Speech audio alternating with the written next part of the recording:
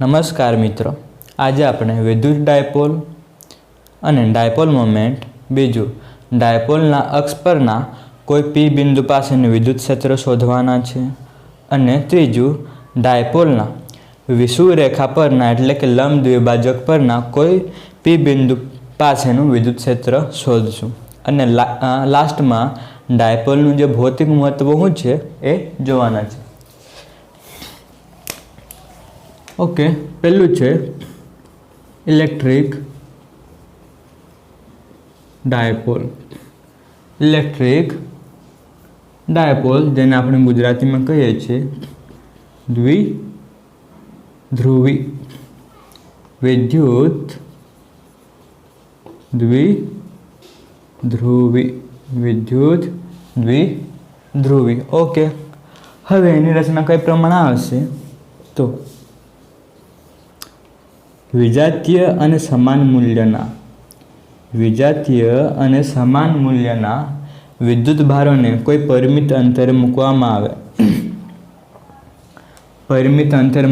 आवे तो बनती रचना ने विद्युत डायपोल कहे छे। बराबर ना थयुं एनुं सेंटर एने कहेवाय छे centre of dipole. Centre of dipole आ थशे स्मॉल ए, आ पण स्मॉल ए थवानुं। ठीक, बे विद्युत भार लेवाना छे विजातीय। बराबर, एक पॉजिटिव हशे एक नेगेटिव हशे। मूल्य केवुं होवुं जोईए? समान।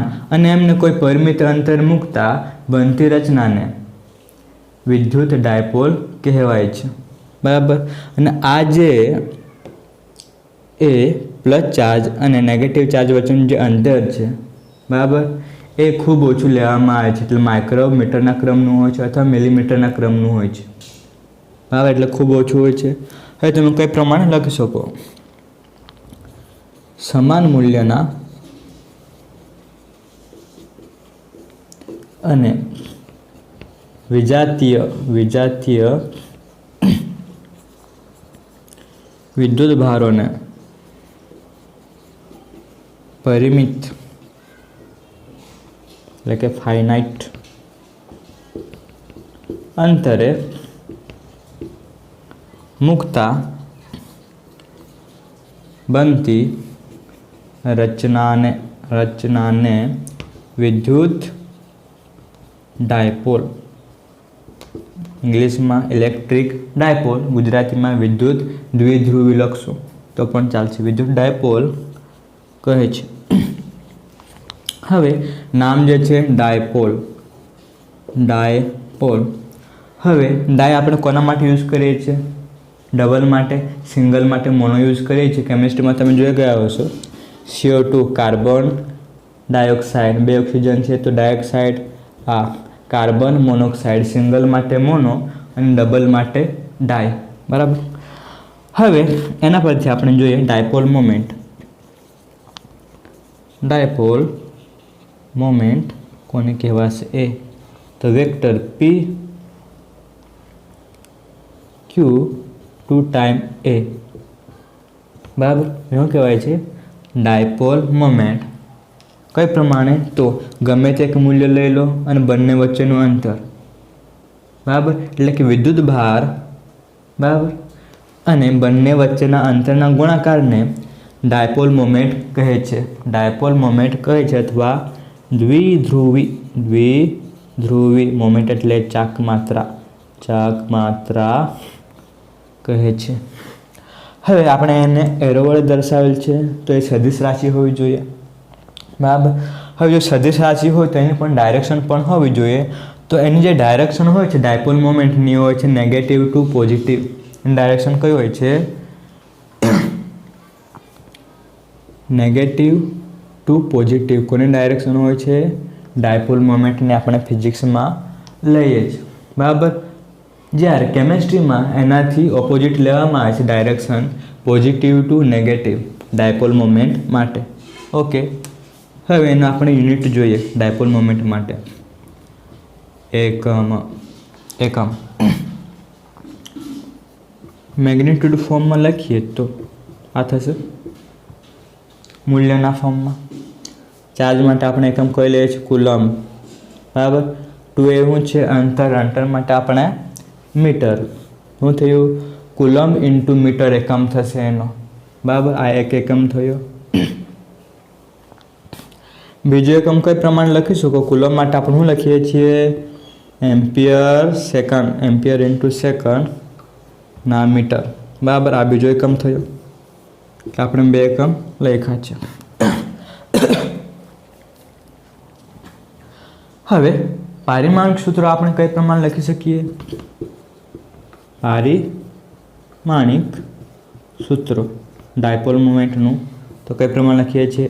એમ L T A mass, length, time and current માટે. માસનું કોઈ યુનિટ નથી તો 0, બરાબર. લેન્થ મીટર માટે અહીંયા 1 છે, ટાઈમ માટે સેકન્ડ 1 છે, કરંટ માટે 1. તો આ એનું પારિમાણિક સૂત્ર થવાનું. આ એનું પારિમાણિક સૂત્ર થશે. M0 L1 T1 A1 એનું પારિમાણિક સૂત્ર થશે. ઓકે, હવે આપણે એક બિંદુવત ડાયપોલ મોમેન્ટ કોને કહેવાય છે એ જોઈએ. બિંદુવત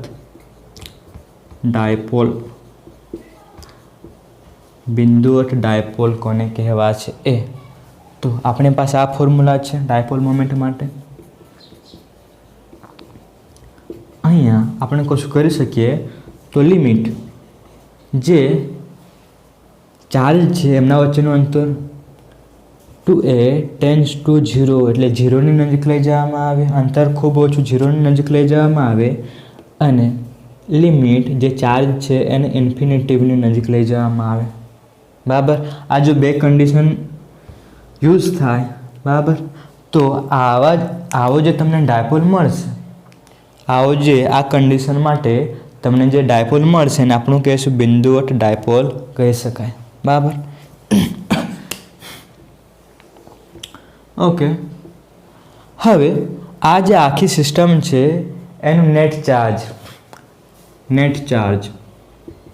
ચાર્જ કેટલું મળે છે? 0. એટલે કે કુલ વિદ્યુત ભાર 0 મળે છે. કોનું? આખી સિસ્ટમનું, ડાયપોલનું, બરાબર. પણ net electric field is not equal to 0, બરાબર. એટલે કે વિદ્યુત ક્ષેત્ર છે એ 0 હોતું નથી. આપણે નેક્સ્ટ 2 થિયરી છે એમાં આપણે જોઈશું, બરાબર. તો ડાયપોલની રચના કંઈ એવી હોય છે, સમાન અને વિજાતીય વિદ્યુત ભારનું કંઈ પરિમિત અંતર મૂકતા બનતી રચનાને ડાયપોલ કહીએ છીએ. એના સેન્ટર ઓફ ડાયપોલ કહેવાય છે, બરાબર. અને એના પરથી આપણે ડાયપોલ મોમેન્ટ શોધીએ છીએ. એનું સૂત્ર આ છે. એ સદિશ રાશિ છે, બરાબર. સદિશ રાશિ છે તેની ડાયરેક્શન આપણે -2 પોઝિટિવ લઈએ છીએ. આના 2 એકમ. પારિમાણિક સૂત્ર આ પ્રમાણે તમે લખી શકો. બિંદુવત ડાયપોલ માટે આ 2 કન્ડિશન હોવી જોઈએ અને આ 2 કે નેટ ચાર્જ 0 હશે ડાયપોલના તંત્રનું અને નેટ ઇલેક્ટ્રિક ફિલ્ડ જે છે વિદ્યુત ક્ષેત્ર એ 0 હોતું નથી, બરાબર. આટલા પોઈન્ટ તમારે યાદ રાખવાના. હવે જોઈએ ઇલેક્ટ્રિક ડાયપોલના વિદ્યુત ડાયપોલના અક્ષ પરના કોઈ P બિંદુ પાસે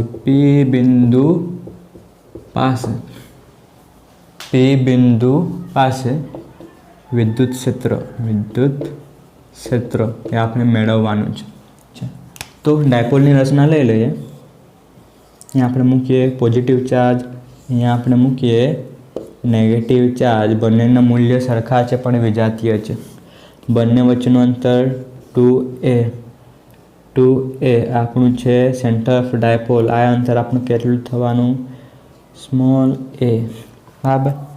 હવે અક્ષ પરના P બિંદુ પાસે તમારે વિદ્યુત ક્ષેત્ર ફાઇન્ડ કરવું છે અને આ સેન્ટર ઓફ ડાયપોલથી એનું અંતર કેટલું છે? સ્મોલ r જેટલું. આ અંતર કેટલું છે? સ્મોલ r જેટલું, બરાબર. હવે P બિંદુ પાસે પોઝિટિવ ચાર્જને લીધે વિદ્યુત ક્ષેત્ર આ ડાયરેક્શનમાં મળશે, E પ્લસ ક્યુ મળશે આ ડાયરેક્શનમાં, બરાબર. કેમ કે પોઝિટિવ ચાર્જ છે અને વિદ્યુત ક્ષેત્ર બહારની તરફ હોય છે, આઉટવાર્ડ હોય છે, અને આ નેગેટિવ ચાર્જને લીધે પી બિંદુ પાસેનું વિદ્યુત ક્ષેત્ર કઈ તરફ હશે? અંદરની તરફ હશે. પ્રીવિયસ વિડીયોમાં આપણે જોઈ ગયા તો આ પ્રમાણે હશે. હવે આકૃતિમાં આપણે કર્યું છે આ એરોની લેન્થ વધારે છે, આ એરોની લેન્થ ઓછી કરી છે. આવું કેમ? તો પ્લસ ક્યુ જે છે એ પીની નજીક છે, તો એની જે વિદ્યુત ક્ષેત્ર હશે એ વધારે હશે, નજીક છે. તો આ દૂર છે તો એનું વિદ્યુત ક્ષેત્ર ઓછું. ઠીક.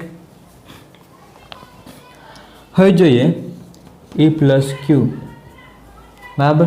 પ્લસ ક્યુને લીધે પી બિંદુ પાસેનું વિદ્યુત ક્ષેત્ર કઈ પ્રમાણે લખાશે એ આપણે જોઈએ. અહીંયા બુકમાં શું કરેલું છે કે પહેલાંથી જ વેક્ટર ફોર્મમાં લખેલું છે, સદિશ સ્વરૂપમાં. આપણે પહેલાં મેગ્નિટ્યુડના ફોર્મમાં લખશું, મૂલ્યના ફોર્મમાં લખશું અને લાસ્ટમાં વેક્ટરમાં કન્વર્ઝન કરવાના છે. તો કે ક્યુ અંતર કેટલું છે? અહીંયાથી આ અંતર, અહીંયાથી આ અંતર તો આર છે, પણ આપણે અહીંયાથી આ અંતર જોઈએ છીએ. આ અંતર કેટલું થશે? આર માઇનસ એ થશે. આર માઇનસ એ અને સ્ક્વેર લખીએ છીએ, બરાબર. આવું થયું. પ્લસ ક્યુને લીધે પી બિંદુ પાસેનું વિદ્યુત ક્ષેત્ર તમે આ પ્રમાણે લખી શકો, બરાબર. હવે આ માઇનસ ક્યુને લીધે આ બિંદુએ વિદ્યુત ક્ષેત્ર કેટલું મળશે? કે ક્યુ. તો અહીંયાથી આ અંતર કેટલું થવાનું? આ અંતર તો આર છે, એડ કરવું પડશે એ, આર પ્લસ એ સ્ક્વેર. હવે અહીંયાથી તમે જોઈ શકશો આર માઇનસ એ અને આર પ્લસ એ, તો આ જે છે એની વેલ્યુ વધારે થશે, છેદ ઓછું, વધારે, આ છેદમાં વધારે છે, ઓછું થઈ જશે, બરાબર. તેથી આપણે તમે એ પ્રમાણે કહી શકો E પ્લસ ક્યુ ગ્રેટર ધેન E માઇનસ ક્યુ, આ પ્રમાણે થશે, બરાબર. હવે તો અહીંયા પી બિંદુ પાસે પરિણામી વિદ્યુત ક્ષેત્ર મળશે. એની ડાયરેક્શન કેટલી હશે? કઈ હશે, બરાબર. અને એનું મૂલ્ય કઈ હશે? તો આપણે કઈ પ્રમાણે મેળવીશું? તો E નેટ એટલે કુલ વિદ્યુત ક્ષેત્ર પી બિંદુ પાસે E પ્લસ ક્યુ માઇનસ E માઇનસ ક્યુ, આ પ્રમાણે મેળવીશું, બરાબર. કેમ કે પરિણામી વિદ્યુત ક્ષેત્ર તમને આ તરફ મળશે, આ વધારે છે. તો કે ક્યુ આર માઇનસ એ સ્ક્વેર માઇનસ કે q R plus a square થયો. હવે એને કઈ પ્રમાણે કરશો? તો E નેટ કઈ વસ્તુ સામાન્ય કાઢી લો, સમાન હોય એને, તો વધશે R minus A square minus R plus a square. હવે એનું આપણે એલસીએમ લઈ લઈએ. R plus a square R minus A square, ઠીક. Square R plus a square થઈ ગયું. હવે અહીંયા તમને આર પ્લસ એ છે અહીંયા, બરાબર. એ તમને વિસ્તરણ ખબર હોવી જોઈએ, a plus b whole square a minus b whole square. તો કે q r square 2 time r a square minus r square minus 2 time r a plus a square, આ પ્રમાણે થશે, બરાબર. અને છેદમાં કઈ પ્રમાણે લખાશે? આર સ્ક્વેર એ સ્ક્વેર સ્ક્વેર, બરાબર. આ કઈ પ્રમાણે લખ્યું તમને ખબર છે?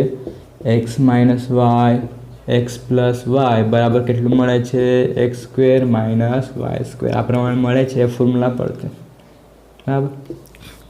ઓકે. હવે કે ક્યુ બરાબર R square 2 time r a square minus add કરી દો 2r a minus A square છેદમાં આર સ્ક્વેર એ સ્ક્વેર, બરાબર. સમાન આ ટર્મ કેન્સલ આઉટ થશે, બરાબર. એ સ્ક્વેર કેન્સલ આઉટ થશે, વધેલા છે એ ટર્મને લખી દો કે ક્યુ तो 4 time R A, 4 time R A upon R square A square બરાબર. હવે અહીંયાથી આપણે શું સેટ કરવાનું છે, ડાયપોલ મોમેન્ટનું સૂત્ર P is equal two Q2A આપણે સેટ કરવાના છે. તેથી શું કરશું, 2K2QA ઇન્ટુ આર ને થશે આર સ્ક્વેર એ સ્ક્વેર બરાબર. હવે એના પછી તમે શું લખી શકો, 2K આ શું થશે, ડાયપોલ મોમેન્ટ P આર અને છેદમાં આર સ્ક્વેર એ સ્ક્વેર બરાબર. ઓકે, હવે તમને કીધું કે આ જે અંતર છે માઇક્રોમીટરના ક્રમનું હોય છે અથવા મિલીમીટરના ક્રમનું હોય છે, પણ આપણે જે અક્ષ પાસેને લઈએ છીએ P બિંદુ પાસેને આ જે અંતર લઈએ છીએ સેન્ટીમીટરના ક્રમના હોય છે. તેથી આર જે છે એની સરખામણીમાં ખૂબ વધારે હશે, આર ગ્રેટર ધેન એ. જો આર એ કરતાં ખૂબ મોટું હોય તો એને આપણે અવગણી શકીએ બરાબર. તો આ ટર્મમાં આપણે એને અવગણી શકીએ. તો કઈ પ્રમાણે તમે લખી શકો, 2K P આર સ્ક્વેર છે બરાબર. આર સ્ક્વેર છે, અહીંયાથી સ્ક્વેર છે, આ સ્ક્વેર છે, સ્ક્વેર લખવાનું રહી ગયું. તો R4 બરાબર, એક આર કેન્સલ તો થશે 2KP આર ક્યુબ થયા. એટલે એ નેટનું ફોર્મ્યુલા આપણને મળે છે આ 2KP અપોન આર ક્યુબ. હવે જો તમારે વેક્ટર ફોર્મમાં લખવું હોય, આને વેક્ટર ફોર્મમાં લખવું હોય તો શું લખાશે, એ net is equal to 2KP upon r cube p cap થશે. આ પ્રમાણે વેક્ટર ફોર્મમાં લખાશે. વેક્ટર ફોર્મમાં આ પ્રમાણે લખાશે. કેમ તો આપણને જે પરિણામી વિદ્યુત ક્ષેત્ર મળે છે કઈ ડાયરેક્શનમાં મળે છે, આ ડાયરેક્શનમાં. પરિણામી વિદ્યુત ક્ષેત્ર છે આપણને આ ડાયરેક્શનમાં મળે છે. અને ડાયપોલ મોમેન્ટની ડાયરેક્શન કઈ હોય છે, -2 પોઝિટિવ આ ડાયરેક્શનમાં. એ ડાયપોલ મોમેન્ટની ડાયરેક્શન પણ કઈ છે, આ ડાયરેક્શન. વિદ્યુત ક્ષેત્રની ડાયરેક્શન, પરિણામી વિદ્યુત ક્ષેત્રની ડાયરેક્શન, ડાયપોલ મોમેન્ટની ડાયરેક્શન બરાબર સેમ છે. તેથી જો તમે યુનિટ વેક્ટર લખવું હોય તો પી કેપ લખી શકો, આની દિશામાંનો એકમ સદિશ બરાબર. હવે અહીંયાથી તમે ઓબ્ઝર્વેશન કરશો તો વિદ્યુત ક્ષેત્ર કઈ પ્રમાણે ઘટે છે, કઈ પ્રમાણે ઘટે છે, તો 1/r³ E proportional two 1/r³ અનુસાર વિદ્યુત ક્ષેત્ર ઘટે છે બરાબર. કોના માટે, ડાયપોલના અક્ષ પરના કોઈ પી બિંદુ પાસેનું વિદ્યુત ક્ષેત્ર 1/r³ બરાબર અનુસાર ઘટે છે. જ્યારે સિંગલ ચાર્જ માટે આપણે જોઈ ગયા હતા કે E પ્રોપોર્શનલ ટુ 1/r² બરાબર. એ સિંગલ ચાર્જ કરતાં ડાયપોલના અક્ષ પરનું જે વિદ્યુત ક્ષેત્ર હશે બરાબર એ અંતર વધે તેમ ઝડપથી ઘટશે, અંતર વધે તેમ ઝડપથી ઘટશે બરાબર. આ ફોર્મ્યુલા તમારે યાદ રાખવાનું કે ડાયપોલના અક્ષ પરના કોઈ પી બિંદુ પાસેના વિદ્યુત ક્ષેત્ર માટે આ પ્રમાણે આવે છે 2KP અપોન r³ અને પી કેપ બરાબર. ઓકે, હવે નેક્સ્ટ થિયરી જોઈએ. ઇલેક્ટ્રિક ડાયપોલના વિષુવરેખા અથવા લંબ દ્વિભાજક પરના કોઈ બિંદુ આગળ વિદ્યુત ક્ષેત્ર બરાબર. ઓકે, ફરીથી આપણે ડાયપોલ લઈ લઈએ. પોઝિટિવ નેગેટિવ બંને વચ્ચેનું અંતર 2a બરાબર. સેન્ટર છે O બરાબર. હવે વિષુવરેખા એટલે કે તમે આ પ્રમાણે લંબ દ્વિભાજક બનાવી શકો, આ પ્રમાણે થશે. આ છે O. હવે અહીંયા કોઈ પી બિંદુ પાસે તમારે વિદ્યુત ક્ષેત્ર ફાઇન્ડ કરવું છે બરાબર. અને અહીંયા O થી P વચ્ચેનું અંતર સ્મોલ r ધારી લો કે આટલું અંતર છે. તો +Q ને લીધે અને -Q ને લીધે એની પાસે વિદ્યુત ક્ષેત્ર તમારે શોધવાનું છે. તો કઈ પ્રમાણે થશે, આને લીધે આ જે વિદ્યુત ક્ષેત્ર મળશે બરાબર. માની લો કે વિદ્યુત ક્ષેત્ર કઈ છે, આ ડાયરેક્શનમાં છે. એ એ પ્લસ ક્યુ આ પ્રમાણે મળશે બરાબર. અને માઇનસ ક્યુના લીધે જે હશે આ તરફ હશે. કેમ? પ્લસના લીધે વિદ્યુત ક્ષેત્ર બહારની તરફ, નેગેટિવના લીધે વિદ્યુત ક્ષેત્ર અંદરની તરફ હોય છે. અને માની લો કે આ છે એંગલ થીટા, આ એંગલ પણ શું છે? થીટા. આ એંગલ થીટા છે બરાબર. ઓકે.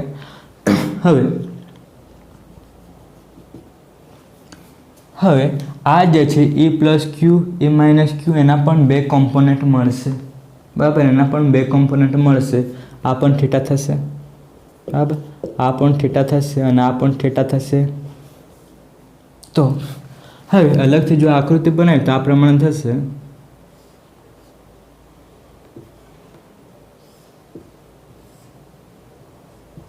આ છે એ પ્લસ ક્યુ, આ છે એ માઇનસ ક્યુ અને આપણે જોઈ ગયા અહીંથી આ છે થીટા. આવું છે થીટા. તો એ પ્લસ ક્યુના પણ બે ઘટક મળશે. તો ડાયપોલના અક્ષને સમાંતર ઘટક મળશે અને ડાયપોલના અક્ષને લંબ ઘટક. તો લંબ ઘટક છે એ પ્લસ ક્યુના આ પ્રમાણે લખાશે એ પ્લસ ક્યુ સાઇન થીટા. આ લંબ ઘટક છે. અને બીજા છે સમાંતર ઘટક એ પ્લસ ક્યુ કોસ થીટા, એટલે એના બે ઘટક મળશે. સિમિલરલી એ માઇનસ ક્યુના પણ બે ઘટક મળે છે. લંબ ઘટક અહીંયા છે સાઇન થીટા, એ માઇનસ ક્યુ સાઇન થીટા. અને સમાંતર ઘટક ડાયપોલના અક્ષને સમાંતર ઘટક પણ મળશે આ એ માઇનસ ક્યુ કોસ થીટા. Cos theta. હવે આકૃતિમાં તમે બરાબર ધ્યાનથી જોશો તો તમને ખબર પડશે કે a plus Q sine theta અને એ માઇનસ ક્યુ સાઇન થીટા એ બંનેના મૂલ્ય કેવા છે? સમાન છે બરાબર. મેગ્નિટ્યુડ સમાન છે પણ ડાયરેક્શન અલગ અલગ છે બરાબર. આ બંનેની દિશા વિરુદ્ધ છે, મૂલ્ય સમાન છે, તેથી એકબીજાની અસર નાબૂદ કરશે બરાબર. એકબીજાની અસર નાબૂદ કરશે. તેથી આ જે લંબ ઘટક છે એના લીધે પી બિંદુ પાસે વિદ્યુત ક્ષેત્ર મળશે નહીં બરાબર. પણ આ જે સમાંતર ઘટક છે એ પ્લસ ક્યુ કોસ થીટા, એ માઇનસ ક્યુ કોસ થીટા એ એક જ ડાયરેક્શનમાં છે બરાબર. તો એના લીધે પી બિંદુ પાસે આપણને પરિણામી વિદ્યુત ક્ષેત્ર મળશે બરાબર. આ કયા ઘટક છે? આ બે લંબ ઘટક છે, લંબ ઘટક. અને આ કયા ઘટક છે? સમાંતર ઘટક. કોને સમાંતર? ડાયપોલના અક્ષને બરાબર. હવે એ પ્લસ ક્યુ કે પી બિંદુ પાસે આના લીધે વિદ્યુત ક્ષેત્ર લખવું હોય તો કઈ પ્રમાણે લખાશે? તો કે ક્યુ અને અંતરનો વર્ગ બરાબર. હવે આ ફિગરને તમે બરાબર જોશો તો ખબર પડશે આ છે રાઇટ એંગલ ટ્રાયેંગલ છે બરાબર. તમને આ અંતર જોઈએ છે પ્લસ ક્યુથી પી વચ્ચેનું અંતર. તો આ છે એ, આ છે આ શું કરવું પડશે? કર્ણ છે બરાબર. કર્ણનો વર્ગ બરાબર આ બાજુનો વર્ગ, આ બાજુનો વર્ગ બરાબર. સરવાળો કરશો તો તમને મળશે એટલે થશે આર સ્ક્વેર એ સ્ક્વેર બરાબર. વર્ગમૂળમાં આવશે પણ સૂત્રમાં આપણે શું લખીએ છીએ? વિદ્યુત ક્ષેત્રના સૂત્રમાં અંતરનો વર્ગ એટલે નીકળી જશે બરાબર. આ પ્રમાણે મળશે આ બિંદુ પાસેનું વિદ્યુત ક્ષેત્ર. હવે એ જ પ્રમાણે એ માઇનસ ક્યુને લીધે વિદ્યુત ક્ષેત્ર કઈ પ્રમાણે લખાશે? તો સેમ આવશે. સેમ કેમ આવશે? આ અંતર પણ સેમ છે, આ અંતર પણ સેમ છે એના માટે બરાબર. એના પરથી તમે લખી શકો કે a plus q is equal to a minus q. એટલે બંનેના મૂલ્ય કેવા છે? સરખા છે. બંનેના મૂલ્ય સરખા છે. હવે અહીંયા જે પરિણામી વિદ્યુત ક્ષેત્ર મળે છે આપણને આ ડાયરેક્શનમાં મળે છે, આ ડાયરેક્શનમાં. તો એ લખીએ ઈ નેટ, પી બિંદુ પાસેનું વિદ્યુત ક્ષેત્ર. તો લખાશે આ બે કોમ્પોનન્ટને લીધે મળશે, બંનેનો સરવાળો કરવો પડશે એ પ્લસ ક્યુ કોસ થીટા પ્લસ એ માઇનસ ક્યુ કોસ થીટા. જો તમારે અહીંયાથી વેક્ટર ફોર્મમાં લખવું હોય તો આપણને ખબર છે આ ડાયરેક્શન છે, પરિણામી વિદ્યુત ક્ષેત્ર આપણને આ ડાયરેક્શનમાં મળે છે. જ્યારે ડાયપોલ મોમેન્ટની ડાયરેક્શન તો આ છે અને પરિણામી વિદ્યુત ક્ષેત્ર આપણને અહીંયા મળે છે. આ ડાયરેક્શન છે આ અને ડાયપોલ મોમેન્ટની ડાયરેક્શન છે આ, એકબીજાને વિરુદ્ધ છે. તેથી કઈ પ્રમાણે લખી શકશો? વેક્ટર ફોર્મમાં સદિશ સ્વરૂપે. અહીંયા મુકાશે પી કેપ, પણ આનાથી તો વિરુદ્ધ દિશામાં છે તેથી આપણે અહીંયા મૂકશું નેગેટિવ મૂકીએ બરાબર. હવે ઈ આ બંને તો સરખા છે એટલે તમે લખી શકો 2 ટાઈમ E પ્લસ ક્યુ કોસ થીટા પી કેપ બરાબર -2 ટાઈમ આની વેલ્યુ એની જે વેલ્યુ છે અહીંયાથી મૂકી દો તો કે q r square plus a square થશે બરાબર. હવે કોસ થીટાની જગ્યાએ લખવું હોય તો કોસ થીટા કઈ પ્રમાણે અહીંયાથી ફાઇન્ડ કરી શકો તો કોસ થીટા બરાબર શું આવે છે પાછળની બાજુ ભાગ્યા કર્ણ બરાબર કર્ણ છે આર સ્ક્વેર એ સ્ક્વેર 1/2 આ પ્રમાણે થશે કોસ થીટા આકૃતિ પરથી બરાબર. તો એ અપોન આર સ્ક્વેર એ સ્ક્વેર 1/2 અને આ પી કેપ ત્યાં બરાબર થશે. હવે માઇનસ 2kq એ અપોન આને લખવા હોય તો આ એક છે +1/2 એટલે થશે આર સ્ક્વેર એ સ્ક્વેર 3/2 થશે આ થયા પી કેપ બરાબર. ફરીથી અહીંયાથી આપણે શું કરશું તો આ 2 છે આ ક્યુ છે એ છે શું થશે P = 2 એ ક્યુ આ પ્રમાણે લખાય છે ડાયપોલ મોમેન્ટ બરાબર. તેથી E નેટ માઇનસ તો KP અપોન આર સ્ક્વેર એ સ્ક્વેર 3/2 પી કેપ થશે ઓકે. હવે અગેન કે આર ઇઝ ગ્રેટર ધેન એ આરની જે વેલ્યુ છે બરાબર આ જે અંતર છે આની સરખામણીમાં ખૂબ વધારે હોય છે તેથી આપણે એને અવગણી શકીએ બરાબર. સો એ નેટ માઇનસ કેપી અહીંયાથી થશે આર આ છે ક્યુબ થશે અને પી કેપ બરાબર. આ તમને વિષુવરેખા પરના કોઈ બિંદુ પાસેનું વિદ્યુત ક્ષેત્ર મળશે. ડાયપોલના વિષુવરેખા પરના કોઈ પી બિંદુ પાસેનું તમને વિદ્યુત ક્ષેત્ર આ પ્રમાણે મળશે બરાબર. અને પરિણામી વિદ્યુત ક્ષેત્ર કઈ તરફ હશે આ તરફ ડાયપોલ મોમેન્ટની વિરુદ્ધ દિશામાં. અહીંયા પણ તમે જોશો તો E net is proportional two 1/r³.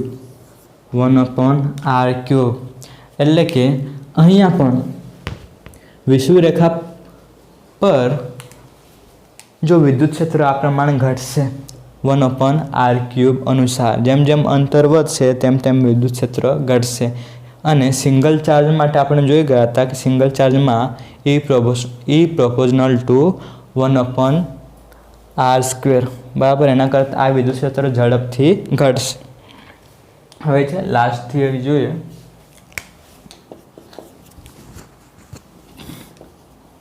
Physical significance of dipole બરાબર. તો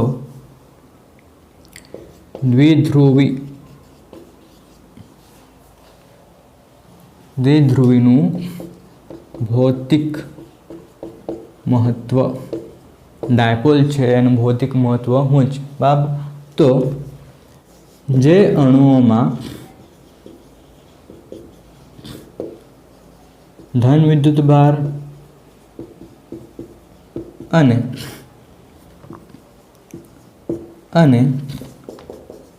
ઋણ વિદ્યુત ભારના કેન્દ્ર એકબીજા પર સંપાત થયેલા હોય તેવા અણુઓને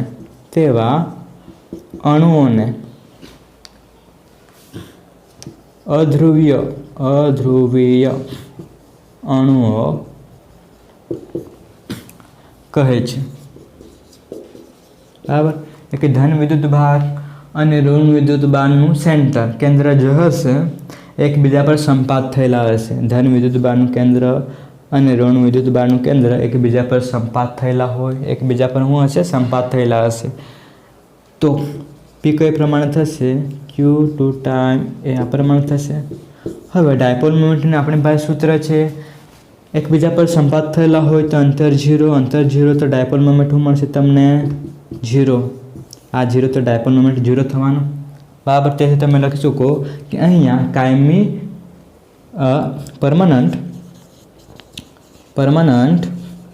ડાયપોલ મોમેન્ટ ધરાવતા નથી. પરમાનન્ટ ડાયપોલ મોમેન્ટ ધરાવતા નથી, બરાબર. પણ આ જે અધ્રુવીય અણુઓ છે, જો એને ઇલેક્ટ્રિક ફિલ્ડમાં મૂકવામાં આવે, વિદ્યુત ક્ષેત્રમાં મૂકવામાં આવે તો શું થશે? માની લો કે આ એકબીજા પર સંપાત થયેલા છે, ધન વિદ્યુતભાર અને ઋણ વિદ્યુતભાર. તો જે પોઝિટિવ ચાર્જ છે એના પર બળ લાગશે આ ડાયરેક્શનમાં ક્યુ એ પ્રમાણે, અને નેગેટિવ ચાર્જ છે એનાથી આ ડાયરેક્શનમાં બળ લાગશે માઇનસ ક્યુ એ, બરાબર. આ બળ લાગશે. હવે આ જે બળ લાગે છે ઇલેક્ટ્રિક ફિલ્ડમાં તો એકબીજાથી એ દૂર થઈ જશે, બરાબર. એકબીજાથી એ દૂર થઈ જશે. આ પ્રમાણે નેગેટિવ પોઝિટિવ થશે આ વિદ્યુત બળને લીધે, બરાબર.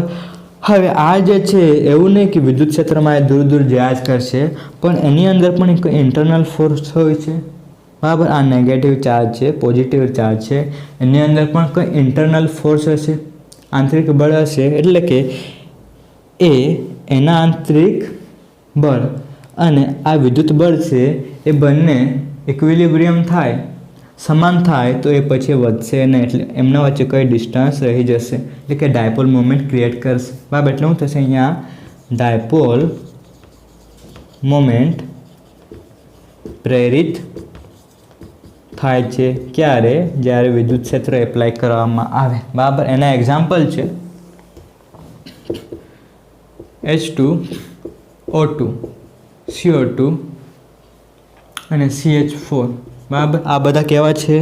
અધ્રુવીય અણુ જેઓ પરમાનન્ટ ડાયપોલ મોમેન્ટ ધરાવતા નથી, પણ ઇલેક્ટ્રિક ફિલ્ડમાં ડાયપોલ મોમેન્ટ શું કરે છે? પ્રેરિત કરે છે અથવા ઇન્ડ્યુસ કરે છે. બીજા જોઈએ ધ્રુવીય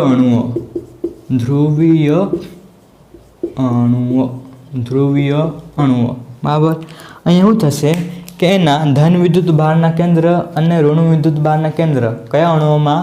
ધ્રુવીય અણુઓમાં ધન વિદ્યુત ભારના કેન્દ્ર અને ઋણ વિદ્યુત ભારના કેન્દ્ર એકબીજા પર સંપાત થયેલા હોતા નથી.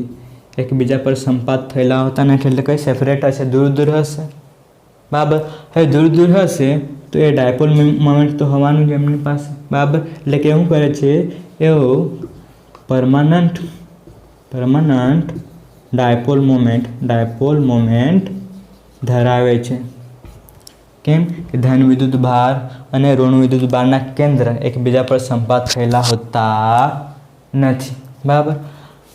હવે એમના એક્ઝામ્પલ છે H2O અને HCl. H2O અને HCl એ ધ્રુવીય અણુઓ છે. અને એમની પાસે શું હશે? પરમાનન્ટ ડાયપોલ મોમેન્ટ હશે. કેમ? ધન વિદ્યુત ભારના કેન્દ્ર અને ઋણ વિદ્યુત ભારના કેન્દ્ર એકબીજા પર સંપાત થયેલા હોતા નથી. આ થયા અધ્રુવીય, આ થયા ધ્રુવીય. પરમાનન્ટ ડાયપોલ મોમેન્ટ ધરાવતા નથી, પરમાનન્ટ ડાયપોલ મોમેન્ટ ધરાવે છે, બરાબર. ઇલેક્ટ્રિક ફિલ્ડમાં મૂકવાથી શું થશે? ડાયપોલ મોમેન્ટ એમાં ઇન્ડ્યુસ થશે. એના એક્ઝામ્પલ છે આ ધ્રુવીય માટે. Okay, thank you.